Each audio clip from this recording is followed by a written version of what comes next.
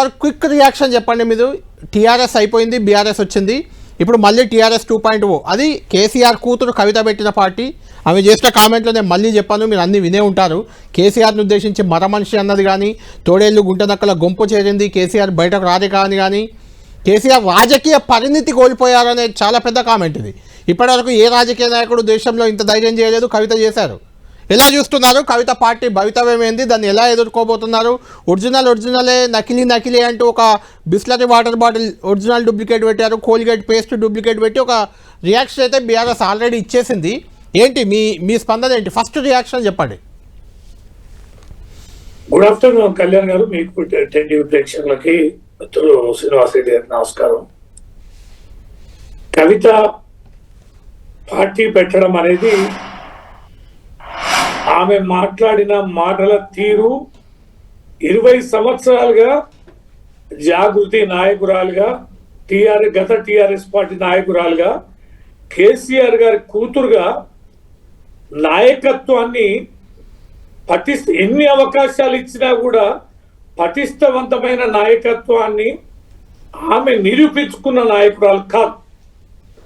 ఆమె పూర్తిగా వైఫల్యం చెందిన కేసీఆర్ గారి కూతురుగా ఎంత ఎత్తుకున్నా కూడా ఎదగని నేత.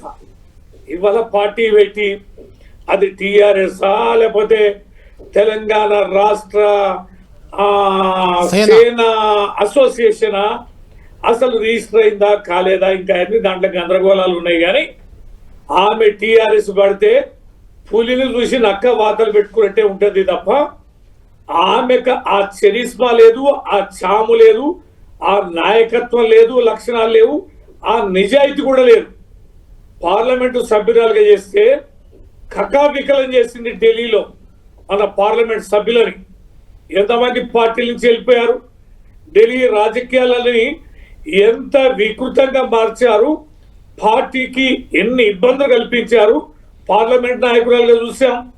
నిజామాబాద్ నుంచి ఎంపీగా గెలిస్తే ఒక్క ఎమ్మెల్యే కూడా ఆమె వెంట లేడు, ఒక్క నాయకుడు కూడా నిజామాబాద్ నుంచి లేడు, నేటికి కూడా లేరు.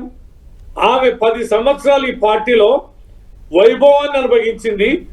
10 సంవత్సరాల ఉద్యమంలో మా నాయకురాలు బిడ్డగా కార్యకర్తలు పార్టీ మొత్తం వెతికితే కొద్దిమంది అదే పార్టీ కార్యకర్తల్ని జాగ్రత్తలు పెట్టుకొని పార్టీ కార్యకర్తల యొక్క నాయకుల యొక్క స్పాన్సర్షిప్ తోటి బతుకమ్మ లాంటి ప్రోగ్రాములు చేసి అది తన గొప్పతనం అని చాటుకున్నారు. మరి జాగృతిలో ఎదిగిన నేతలు ఎవరు? నీ వెంట పేరు చెప్పగలిగిన నేతలు ఎంతమంది ఉన్నారు?